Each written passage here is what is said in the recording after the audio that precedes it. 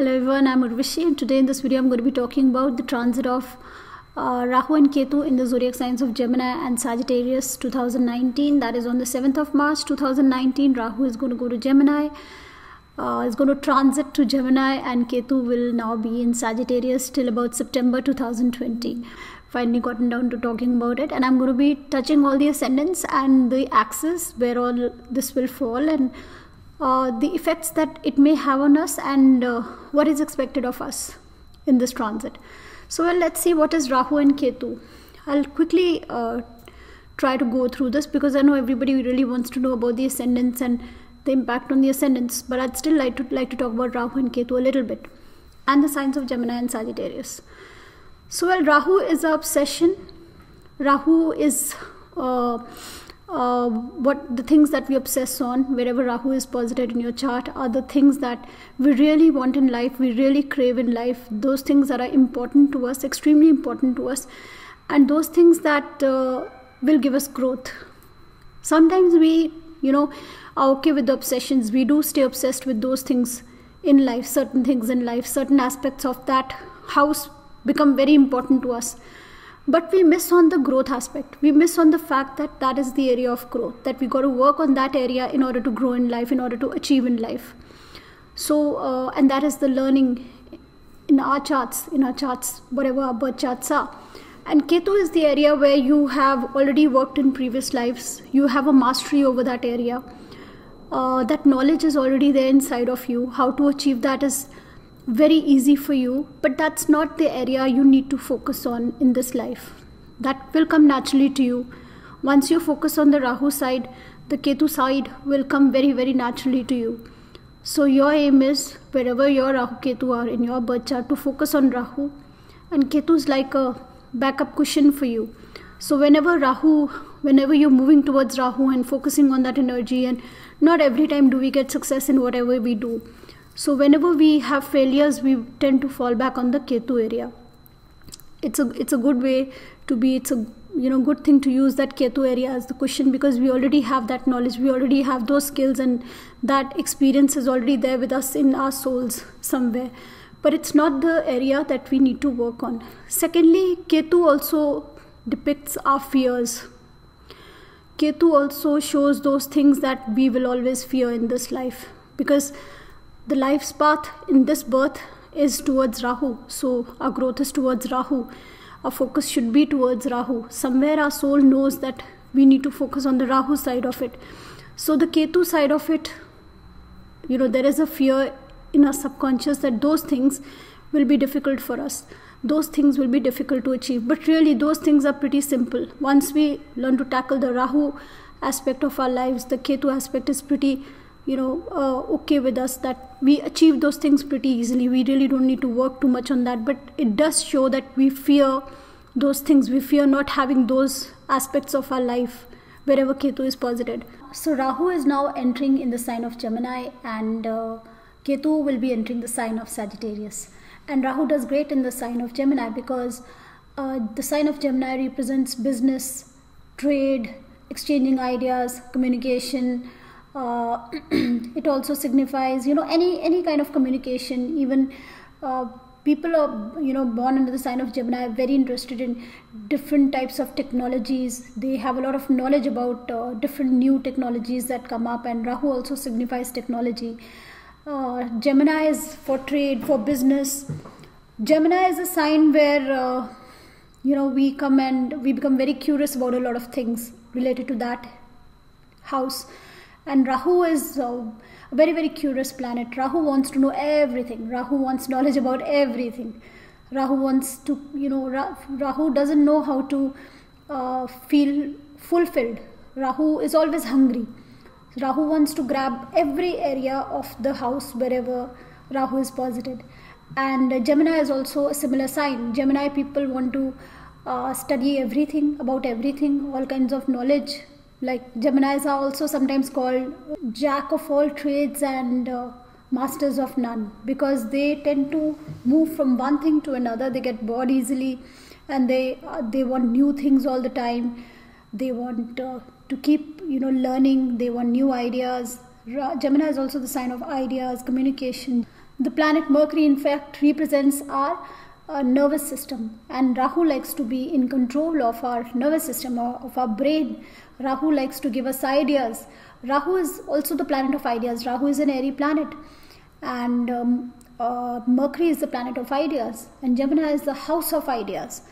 And Rahu likes to be there to, take over your communication, to take over your ideas, to give you a lot of ideas.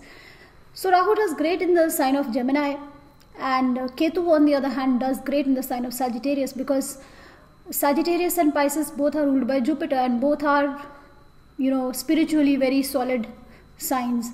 And Ketu is a spiritual planet. Ketu doesn't want to have anything to do with the materialistic world. Ketu is a planet of the past, traditions, customs, whatever we were supposed to be doing, whatever we did in the past. Not about the future, not about technology. That's where Rahu comes in. Rahu is about technology, about growth, about the future. Ketu is about the past, what happened in the past, the previous traditions, the customs.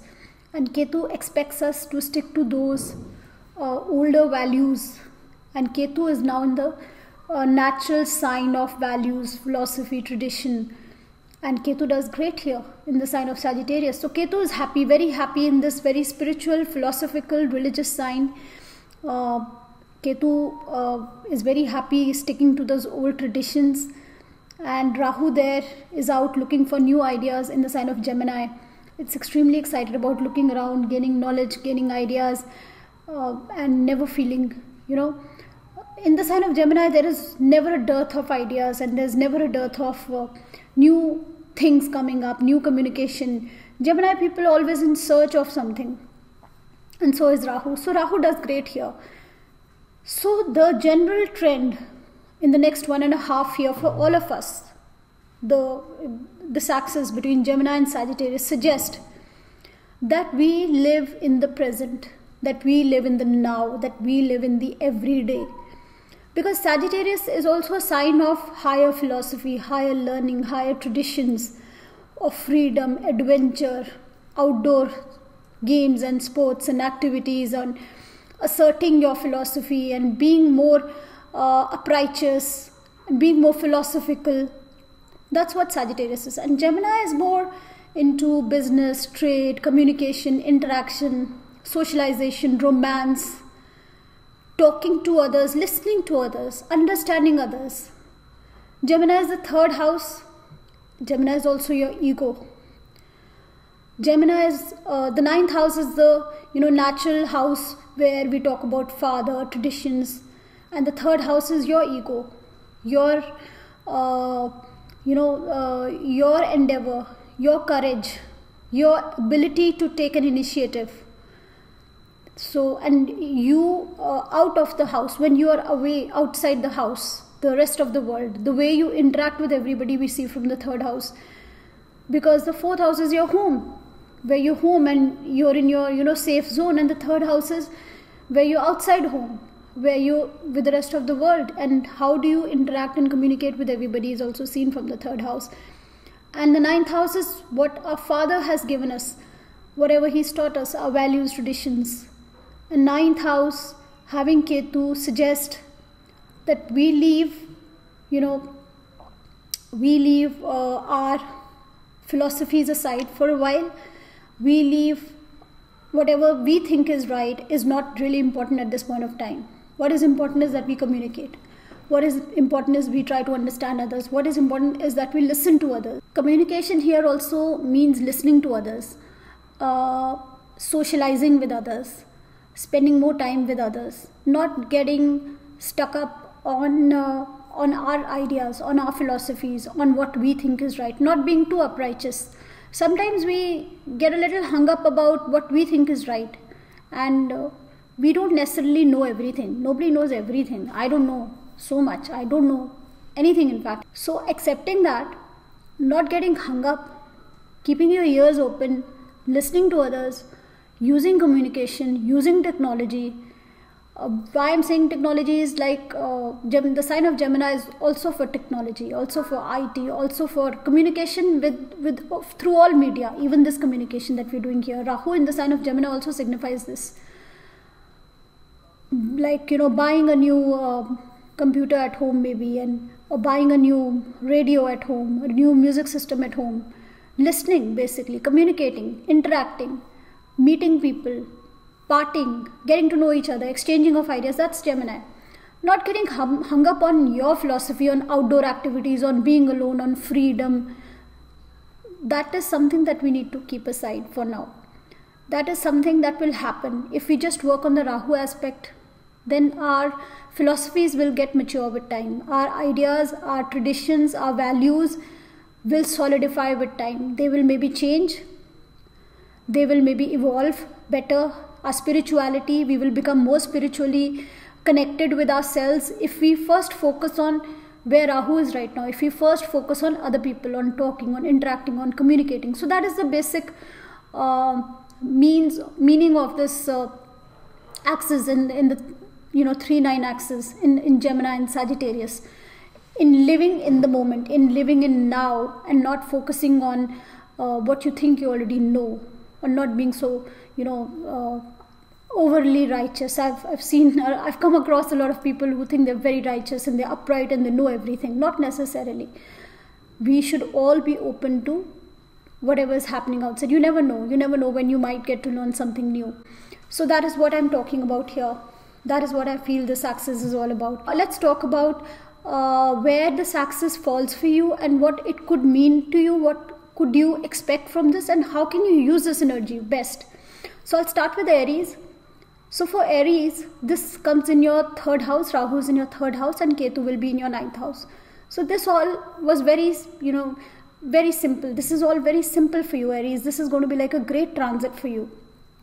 Rahu is in the house of your courage, of your ability to take initiative, of your ego, of your will, how strong-willed you are, of your communication, of your ability to gather information, knowledge, interact with others, of you to be self-dependent, of you to act forcefully, of you to take initiative and not be dependent on the place where your 9th house is or where the 9th sign is. Don't be dependent. If you're dependent on your father, if you're dependent on somebody, it's time to become independent. It is time to take initiative. It's time to raise your voice. It's time to communicate. It's a great time for growth. Rahu does great in the 3rd, 6th, 10th and 11th house. These all are the houses of growth. And when we have a malefic like Rahu wants to, quickly gobble up wherever it's sitting, and it wants to, quickly act on those lines. So it's a great energy to have Rahu in the 3rd house. It will give you a lot of courage. It will give you a lot of will to take initiative. But it may at the same time not be very comfortable for you to travel. Long distance travel may become a little uncomfortable for you right now. You may not want to be very open to other religions. You may not be very open to other religions. You will only feel very comfortable about other religions and other ideas if they are similar to yours. If there is a big difference between your religion, your philosophy, your ideas, you may not welcome such other new philosophies, religions and ideas. So you may have that kind of an approach right now. But what you're supposed to be doing and how you will grow is when you open your ears, when you're more open, when you listen more, when you interact more, and maybe you get to learn something more, which, somehow grows your philosophy. You become a better person spiritually, philosophically, traditions, values, they will get enhanced. So Ketu will get enhanced if you keep your Rahu open here. If you work upon Rahu, if you're more open to what you hear, if you're more open to what's going on around you, then your Ketu part definitely gets enhanced. So you may feel very close to other cultures, other religions, other traditions, because Ketu is in the 9th house. And you may not be very open to other things which are contradictory to your philosophy, your thought, your religion, your whatever. But if you are open, if you listen, if you give it an ear, if you communicate, where Rahu is sitting, that it says you should communicate, then your philosophy, your ideas will grow, and you will grow as a person spiritually. And this is the time for growth. So take initiative. Get out of that dependency. If you are dependent on somebody in life, if you're dependent on the luck factor, on your father or whatever, it's time to wake up and take initiative yourself. Now talking about Taurus. So for Taurus, this is in the 2nd house and the 8th house. So Rahu is in the 2nd house and Ketu is in the 8th house. What does it mean? You got to be working on your self-worth, on your net worth, on your wealth. You may have new ideas on how to increase your wealth. You should take initiative. Be very careful, because this is still Rahu. It's in the house of wealth. Rahu is like a illusion sometimes. It's like a mist. It may not give you a lot of clarity. Be very careful where you tread. But you can still work on it depending on your dasha. If your dasha is favorable, it's a good time for growth. But remember, Rahu is still a malefic. It will separate you from the softer things of that house. You may feel a separation from your family members. You may not feel very connected to your loved ones, to your near and dear ones. You may now have to get up again and be independent of your spouse's wealth. Some of you who have a bad promise may lose their inheritance, may lose any litigation related to legacies and inheritance and insurance. You may lose it because Ketu is posited in the 8th house. Some of you who need to undergo some surgery may undergo surgery at this point of time. I underwent a surgery when Ketu was in my 8th house. You may need to do that. You will have to take care of your speech because Rahu is in the 2nd house. You have to take care of your speech. You have to take care of your food habits.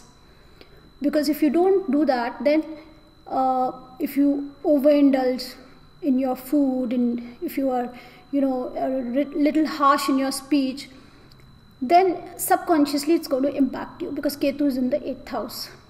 So it's time to grow your net worth, to grow your wealth. You may be shopping quite a bit. You may be adding to your material possessions, buying some movable property in this case. So be very careful. Like I'm saying, it's Rahu in the 2nd house. Depending on the promise of your chart, depending on the dasha, you may do it.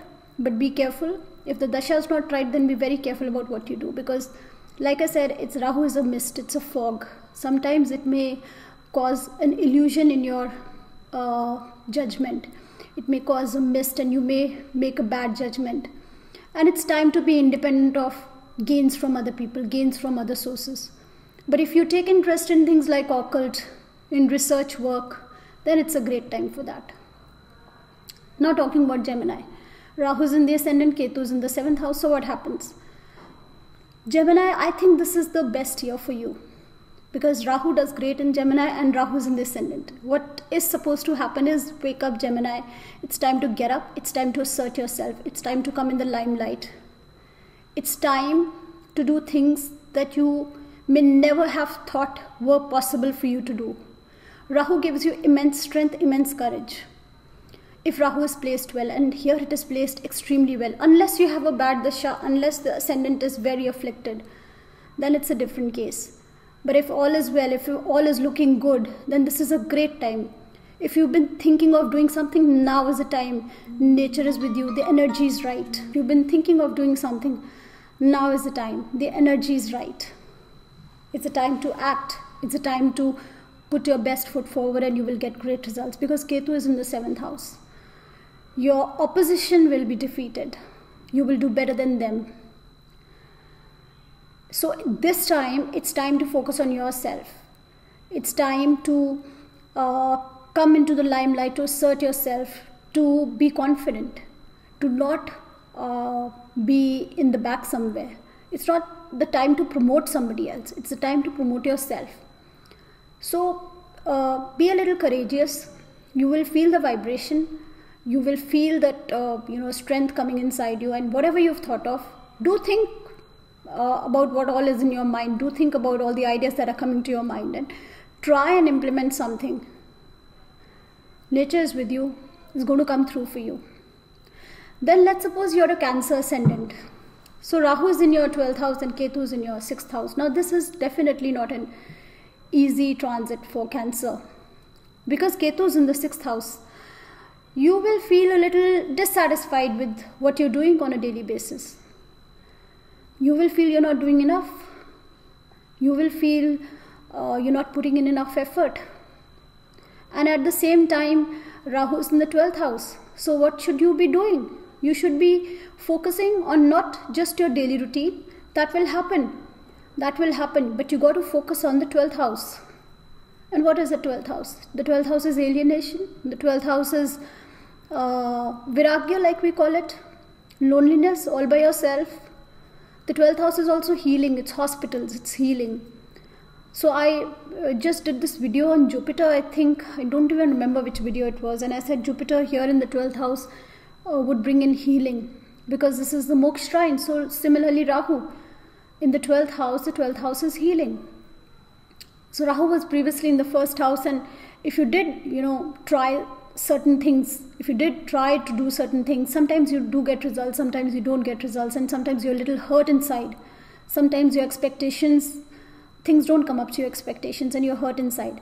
So now is the time to heal those wounds, whatever it is inside. Now is the time to connect with that spiritual side of yourself.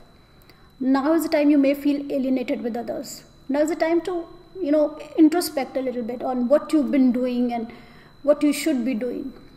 So this may not be a very easy transit for Cancer, but if you meditate a little bit, if you follow some kind of a spiritual routine, then you will manage the transit well. If you like being alone, if you like being in your own company, or if you're planning some travel, if you're planning to go away to a foreign country, then it's a great time for you. And don't worry so much about the Ketu in the 6th house, because once you focus on the Rahu thing, once you're able to handle that energy well, once you're able to understand the turmoil inside you and you work on that healing part, you'll do well with your daily routine. And you'll easily defeat your enemies. You'll do well. You'll do better than the others. You may not feel very connected to your co-workers, but you'll perform well.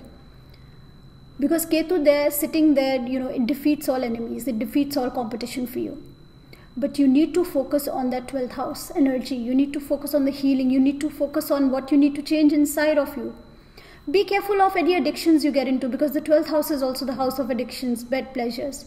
Be careful of anything that you get into related to these things, because then the energy does get disturbed. Now I'm going to be talking about the sign of Leo. So for Leo, this is the 11th house and the 5th house. Rahu is in your 11th house, Ketu is in your 5th house. This is one of the best transits for Leo. Great time. It's all about gains. It's all about moving in network circles. It's all about growing in friends and achieving your ambitions and moving towards your ambitions. It's a great time for Leo. Not such a great time to have children, because Ketu and Saturn will be in your 5th house. You may not get a lot of happiness from your children at this point of time. So I will not suggest anybody who wants to go for a child, I will not suggest that you should, because I don't think you should.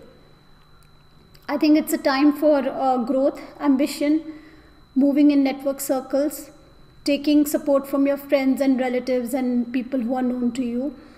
It is generally a time of ambition and growth. It's not a time where you assert yourself.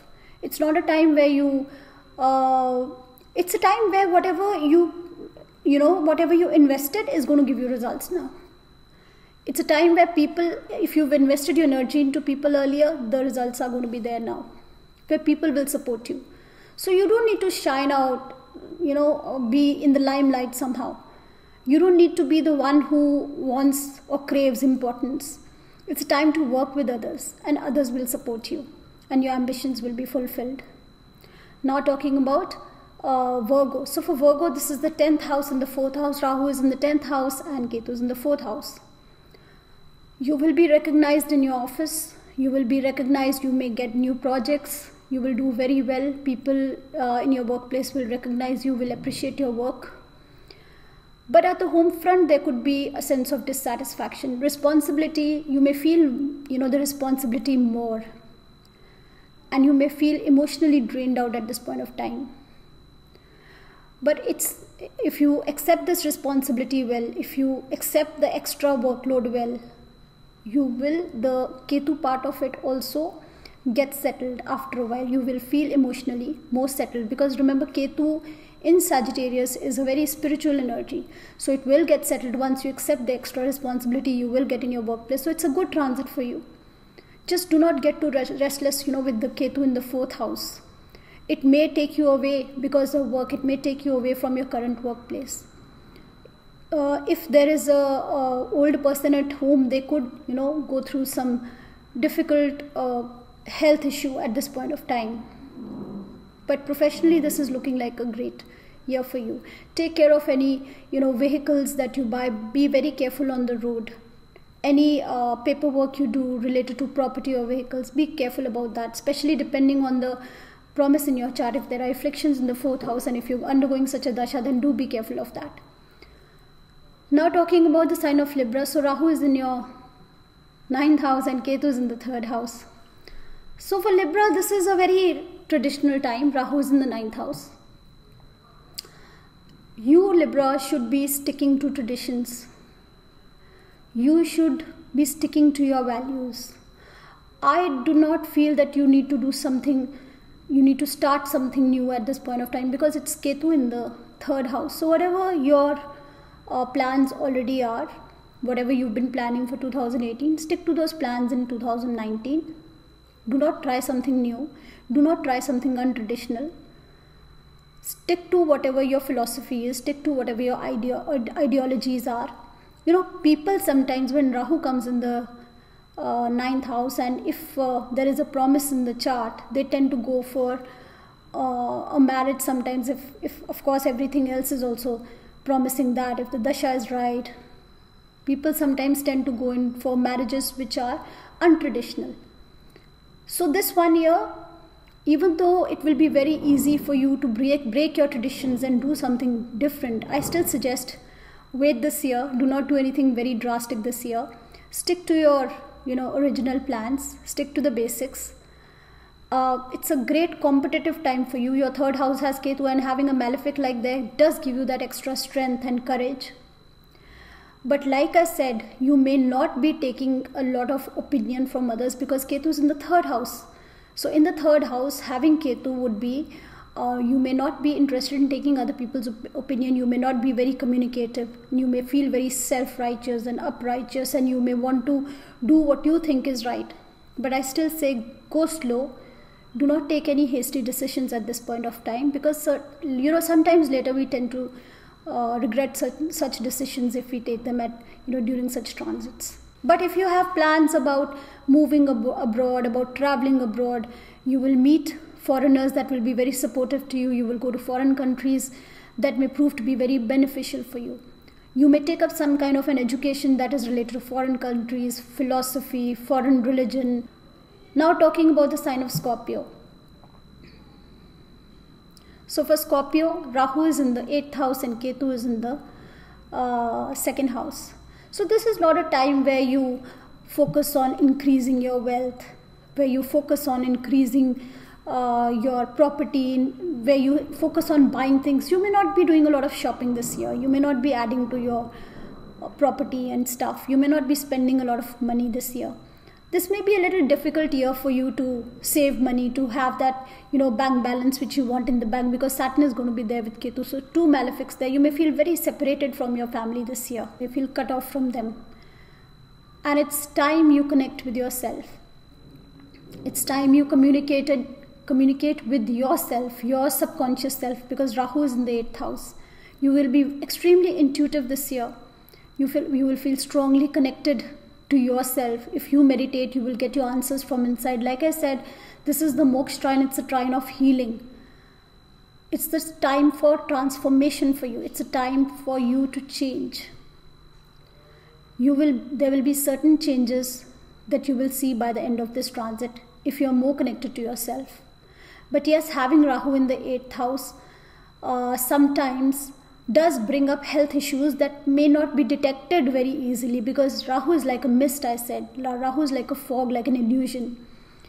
So be very careful of your health depending on the promise of your natal chart. If something comes up, it may not be diagnosed very easily or very properly, and you may not get the right treatment at the right time. So about that, be careful. If you're expecting an inheritance or something, or some kind of wealth through other people, a legacy or an inheritance, or through certain investments or through insurance, that will come about for you this year.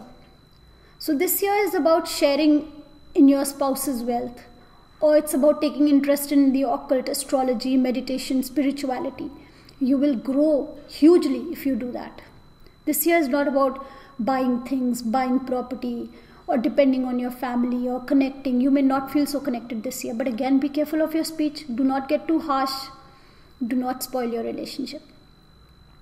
Now let's talk about the sign of Sagittarius. So Ketu is in the ascendant and Rahu is in the 7th house. So what is in store for Sagittarius? Well, Sagittarius, you may feel a little alienation to this year. There may be a sense of loss. You may feel you've got to be very diplomatic. You're very dependent on your relationship. You're very dependent on your spouse. You're very dependent on other people. But this year is the year of diplomacy. This year is the year where you give others more importance than maybe even yourself in your thoughts, to your thoughts. This year you may feel that you are not able to, accept a lot of change. You may feel a little fixated in your own ideas because, like I said, Ketu is the planet of the past and Sagittarius is the sign of traditions and values and your philosophy, whatever your philosophy is. Sagittarius is the most philosophical sign. And now having this in the ascendant, you may feel very stuck up with your philosophy. But your growth is in other people. Your growth is in the 7th house, where the sign of Gemini falls, in listening to other people, in communicating with other people, in being diplomatic, in interacting, through business partnerships, through your spouse. That's where your growth is. So your partnerships will give you growth. Other people will give you growth. Listening to other people, supporting other people will give you growth. It may be a little difficult, especially if you're a newlywed bride, to adjust to new situations, because adjustment is going to be an issue this year for you. Especially having Saturn Ketu in the ascendant, you will feel stressed out. You will find it very difficult to adjust to difficult and new situations, especially, like I said, for a new bride. So that is for Sagittarius. Now let's talk about Capricorn. So Capricorn, Rahu is in your 6th house and Ketu is in your 12th house. Again, this is an envious position. Rahu in the 6th house is again a very good position. In your daily routine, you should be making a lot of effort. You should be going all out. You will do very well. You will be promoted. You will be recognized. People will appreciate you. If any health issues come out, you will treat them very well. You will take immediate help, depending on the promise of your chart, of course. I can't say there will be health issues, but yes, the 6th house has Rahu in it. So the chances are bright. If there is a promise, if there is a dasha, a health issue can come up, but it will be sorted. You may go to the hospital, you will come out well. Focus on the daily routine. For you, it's about focusing on daily routine, focusing on your service to others, not just your job, or your service to everybody. Be of service to others, of service to old people, of listening to old people, of listening to others, of being more communicative with your maternal side of the family, of living in the present. And then the 12th house will be taken care of. The spirituality part will come to you naturally. If you are more connected to everybody, if you're giving service to others, if you're being of service to others, if you're helping others in their daily routine, then naturally you will become a spiritually more evolved person over a period of time. So that is what this transit expects of you. It's great for growth. It's great for all that. Just take care of your health a little bit. And remember, it's a time to be of service. It's a time to put in a lot of effort and you will get the result. Now talking about Aquarius. So Rahu here is in the 5th house and Ketu is in the 11th house. So what does it expect of you? This year you may not be achieving your ambitions so much. You may feel that I'm not achieving my ambitions. You may feel that my ambitions are somewhere, have gone away from me somehow. I'm being drawn away from them. Where is Rahu? Rahu is in the 5th house. And what is the 5th house? The 5th house is you. Your intelligence, your knowledge, your skills. So Rahu is there and Rahu expects you to be in the spotlight. Rahu expects you to take responsibility for your life. Rahu does not want you to be dependent on others, on your network circle. Because that is the lesson you got to, learn now in this 1 year. You got to develop your skills, develop your ideas. Do not run away from being in the limelight. Do not run away from any responsibility.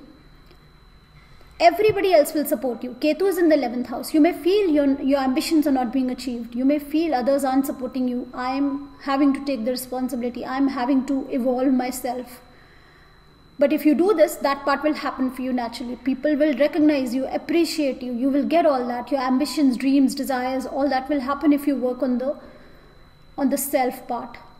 If you gather that kind of confidence and you're able to stand up for yourself and speak your thoughts. The 5th house is your thinking. If you're able to stand for your ideas, if you're able to stand for your knowledge, if you're able to dwell upon all that, the 11th house will just happen for you. Now let's talk about the sign of Pisces. So Rahu is in the 4th house and Ketu is in the 10th house. Now this is again a difficult axis. So what is expected in this axis? So this is the axis between emotions and responsibility.